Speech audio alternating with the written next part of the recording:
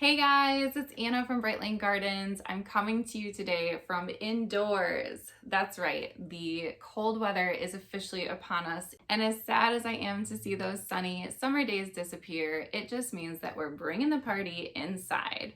This is my indoor winter gardening space, and today I'm going to give you a tour of it as well as talk a little bit about some of the things that I use for my indoor winter grow setup. If you live in a northern state like I do, and if you suffer from winter blues or seasonal depression like I do, then you might find indoor gardening to be a really helpful form of therapy that gets you through those winter months and keeps your skill set up so that when spring arrives, you're ready to take the party back outside. Today's video is definitely targeted more towards beginners in the indoor gardening space. If you're a seasoned outdoor gardener, this might be a great video for you. It is a different ball game to grow vegetables and produce inside than it is outside.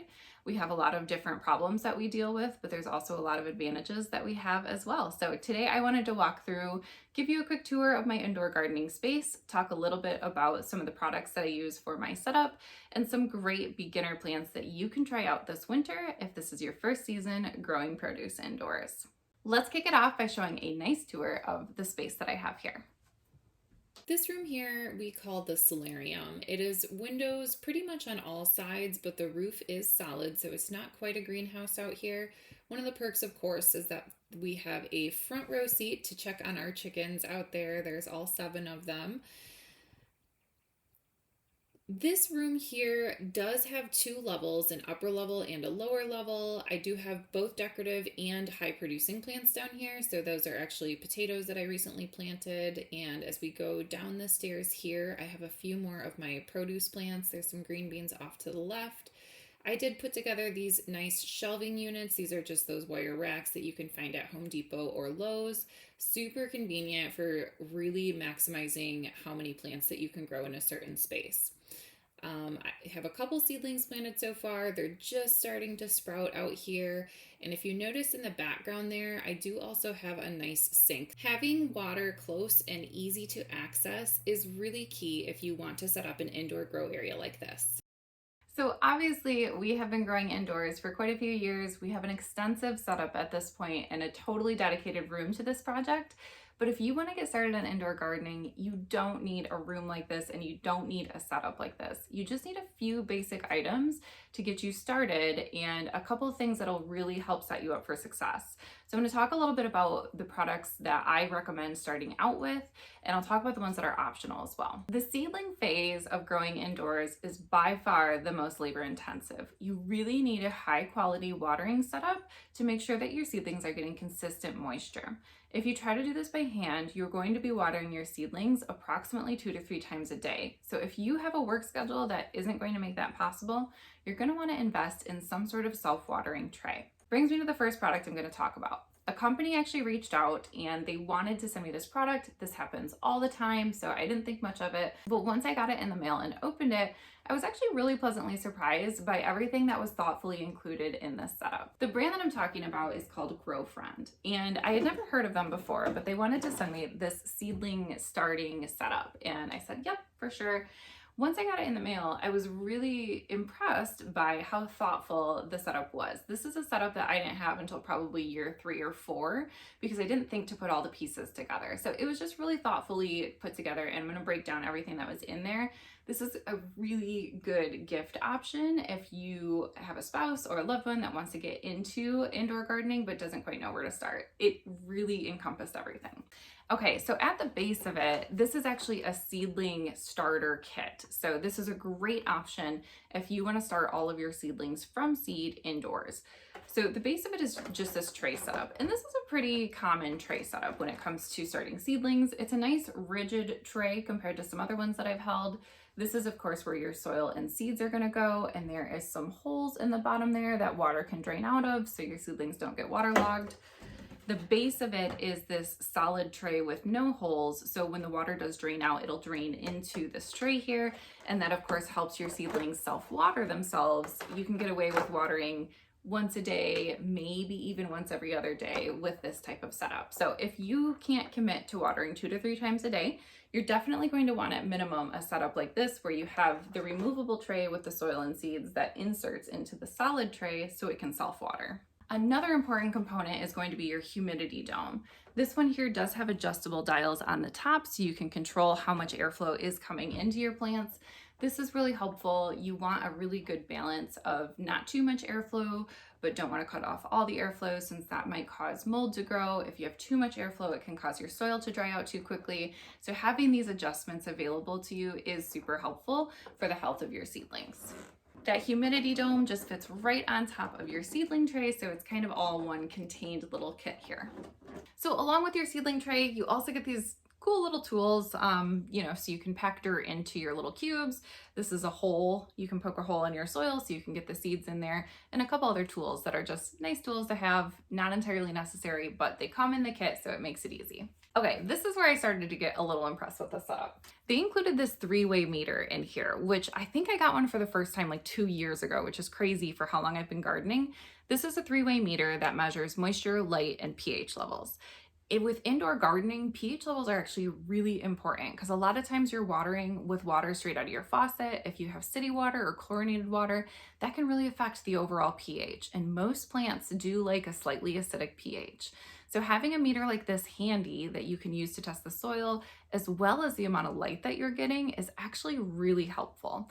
I think moisture is a little easier to detect. You can usually tell if a plant isn't getting enough water just by the look of their leaves, but having a meter to measure how much light and what your pH level is actually genius for beginner gardeners. So I was really impressed with this addition here. I was equally impressed to see the sticky traps here. So these are little mini sticky traps that actually insert right into your seedling tray. These are so important. I don't think I've ever had an indoor garden without gnats. They just exist everywhere. And I've done all the tips and tricks. I use all of the oils. I do sand on the top layer, and I just get them every single year without fail. The best mechanism to control pests in an indoor environment is a mechanical mechanism, not a chemical mechanism. So having something like this that just physically traps the bugs is huge. I was really impressed that they thought to include these because, as you can see, we use sticky traps absolutely everywhere, and they are essential to the health of our indoor setup. So I was really happy to see that they did include these with the bundle. A seedling heat mat. This is included in some of the other bundles. I did really like the quality of this heat mat. It's nice and thick, and it warmed up pretty much immediately the moment I plugged it in. When it comes to seedlings, it's tempting to say, I'm just gonna put them in a really warm room, but that actually causes the soil to dry out really quickly, especially if you're using forced heat, which most of our HVAC systems are here in the United States. So having a seedling heat mat like this is going to really help increase the temperature of the soil so that your seeds can successfully germinate, but it won't dry out that soil quite as quickly as forced air would. Last but not least, I was really impressed with the quality of the lights that were included with this setup. These are LED strip lights, and they're actually really high quality, and they come with this optional dimmer and timing switch on them. So the timer that I showed you earlier and all of those plugs and outlets that I showed you earlier, that crazy setup that we have going on here, you can actually avoid all of it using just this little guy. So I was impressed to see not only that lights were included with this setup, but that it was such a high quality light included with this setup. If you aren't purchasing an all-inclusive beginner's kit like this, that's totally fine. Just know that you do need artificial light for your indoor setup 9 times out of 10. So this room that we're in is obviously almost completely windows all the way around here. And not only that, but this is actually a south-facing wall right here. So we get a ton of light and as much direct light as possible. And I have to say my seedlings are still leggy. I still have to use artificial light even though I have all this natural light. So even if you're planning to set up in front of a big, beautiful bay window, which is still ideal, you're going to want to plan on some supplementary light. I will add a couple of my favorite standalone light options in the description below if you wanted to just do a small individual setup, but just know that artificial light is going to be the key to success when it comes to indoor gardening. So that completes the breakdown of my complete beginner seedling starter set by GrowFriend. Like I said, I was really impressed with everything included. If you want a one-stop shop to get your indoor garden set up, that's definitely the kit that I recommend to you. There's a couple additional things that I do recommend for an indoor grow setup. First up is fans. Fans are a very necessary tool to have when it comes to indoor grow setups. Not only do fans move air around the plants and help prevent pests and mildew and mold growth, but they can also really help the structure of your plants. If you think about a seedling that's growing outside, it will be exposed to that natural wind on a regular basis. And not only does that help prevent pests and mold and mildew growth, but that also helps to strengthen the stem and the roots of that plant. So if you have a plant that's grown indoors and you don't have any sort of wind or natural resistance that's tossed at the plant, that plant is likely going to have a really weak stem and root system, and it could cause the entire thing to flop over. So having consistent wind, at least for several hours every single day on your plant, is going to really increase the success rate of your plants. The second necessary tool that took me several years to learn that I absolutely need to have it on hand at all times is neem oil. Neem oil typically comes in a concentrated form like this right here. This can actually make up to 12 gallons of neem oil, so it's a great deal. I'll link it in the description below. But neem oil is a natural pesticide and fungicide, so this can actually be really helpful if you use it in a preventative way. A lot of times the moment I have all of my seeds planted, I'll go ahead and spritz the soil with just a light layer of neem oil because it starts to introduce the fungicidal properties immediately. This is super important if you're moving plants from outside inside. So I had those artichoke plants that I showed you earlier that were in my outdoor garden, and I ended up moving them indoors. I sprayed them thoroughly with neem oil before I moved them indoors, and again once they were successfully transitioned indoors. That's going to really help reduce the risk of me moving some pests from my outdoor garden to my indoor garden, where they would be able to take off and truly thrive. If you are buying the concentrated neem oil, make sure you're also getting a little spray bottle so you can mix up your solution and spray it on your plants. And last but not least, you're going to want some form of spray bottle to water your seedlings and your seeds, especially before they have any sort of structure to them. I have this nice little mister, which helps me because I have a large volume of seeds that I'm typically starting at any given time. It delivers a really nice and even mist, and it doesn't push my seeds any further into the soil. So it's just a nice delicate way to water some of your seeds and your really fragile seedling plants before they build up their strength. Now that we've run through the basics of my setup, I just want to talk about a couple of the seeds that I'm going to plant today. So I am going to plant my new tray today, and it's not huge, but it's great for a beginner size setup.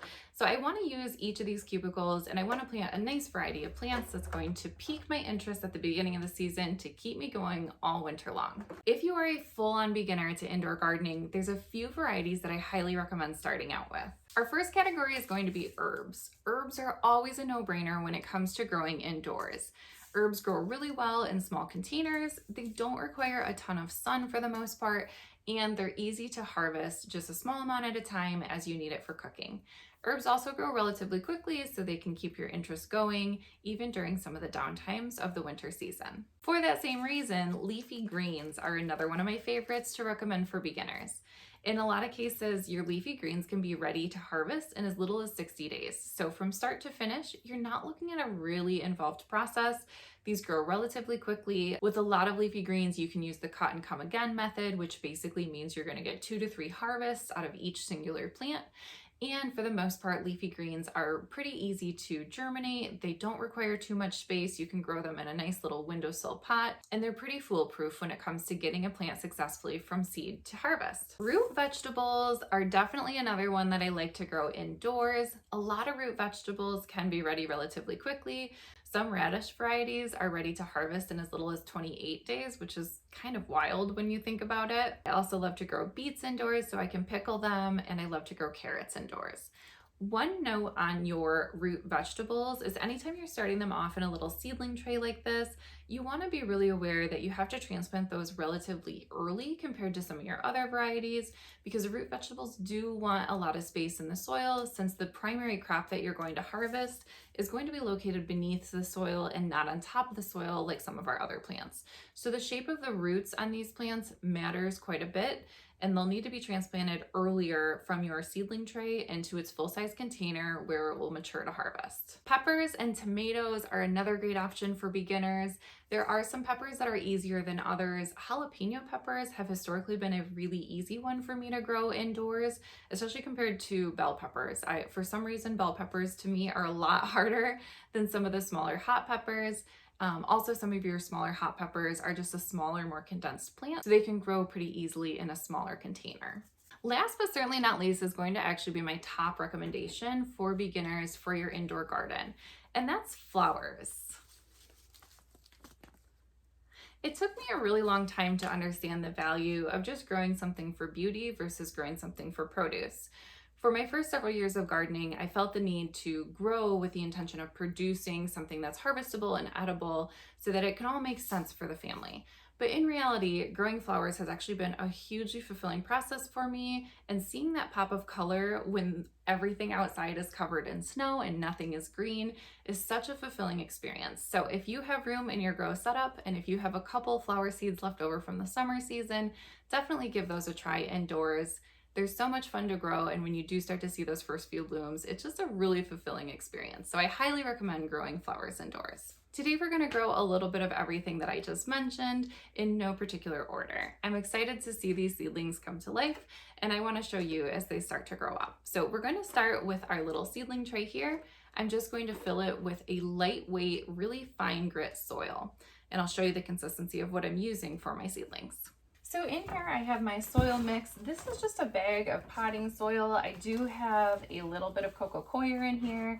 There's a little bit of perlite in here. And then I also have some composted coffee grounds, which I really like because they add a lot of fine material to my potting soil. You just want to make sure you don't have anything too large in here. I usually wouldn't recommend using a garden soil that has larger chunks of mulch or wood in it.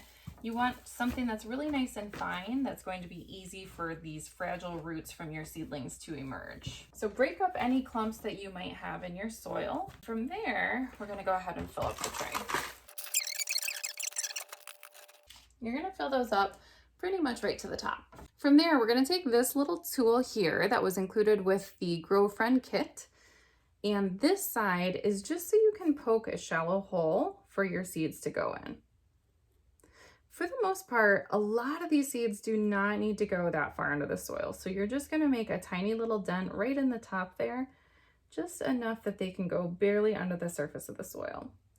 When you're planting seeds outside, the reason that you want to get them under the soil is actually so you can block them from predators like birds and small mammals. When you're growing indoors, really the only goal of getting soil over top of the seed is just so that it can trap in enough moisture that that seed can successfully germinate. From there, I'm going to start planting, and I'm going to actually start with my flowers. I usually put 2 seeds in per square just to make sure that at least one of my seeds germinates.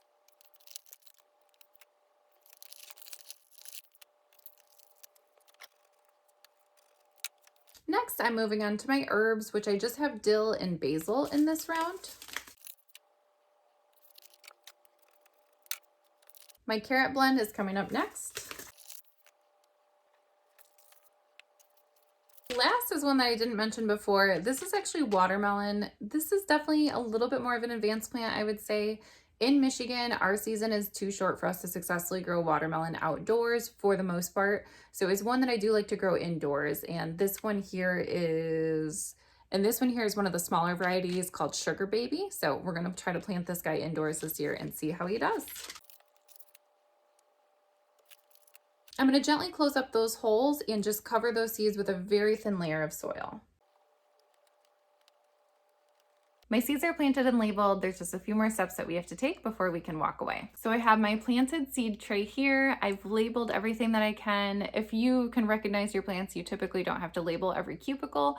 Just have something in there that tells you which variety you planted. So I'm going to set this right on top of that heat mat that came with the tray here. This heat mat is already preset to be at a temperature that makes sense for these seedlings. So all I had to do was plug it in and leave it be. It's already starting to warm up, and I literally just plugged it in about a minute ago. So it does heat up really quickly. My next step is to water. So I am going to use that seedling mister that I showed you earlier. This is a pressurized mister, so all you have to do is pump this top part. It will pressurize enough so you can get a nice even mist.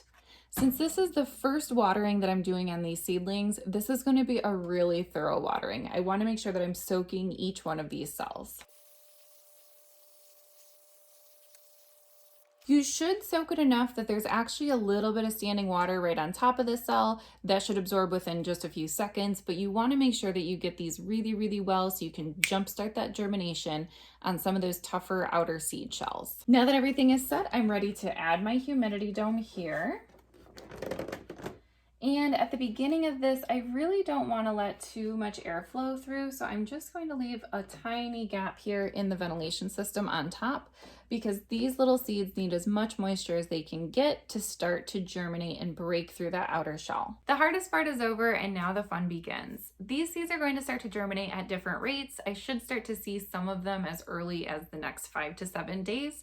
But some of the flower varieties specifically are going to take up to 20 or even 30 days to germinate. So if you don't notice that your seeds are sprouting right away, don't get discouraged. Some seeds just take a lot longer than others to sprout. Pro tip, if you're working on a project like this with a small child or someone who's relatively impatient, beans are going to be the best possible thing to start with. Green beans, wax beans, lima beans, anything in the bean family is going to germinate within 24 to 48 hours. It grows really, really quickly and it's a really fulfilling experience, especially for the younger members of our gardening families. Our job here today is done and I can't wait to check in with these guys in about a week and show you how they're progressing so far. As my winter garden continues to grow, I'll definitely be showing you the progress of it, and I'll also show you some of the unique setups that I have to fit as many plants as I possibly can in a smaller indoor space. Because of course I'm a little plant crazy. If you've followed our channel, then you'll know that I also do indoor hydroponics. I haven't started my hydroponic systems yet for the season, but that is coming up next. So if you have an interest in hydroponics, I have a couple other new systems to show you. A lot of these are really beginner friendly. So if you have an inkling that you would like to give hydroponics a shot this year, definitely subscribe and set up your alerts so that you know when my hydroponic content drops. Thank you for watching this quick tutorial on indoor gardening today. I hope it was helpful to you and I hope that you're inspired to start your own indoor garden this year. As always, thanks so much for tuning in with us today and I sure hope to catch you next time. Bye-bye.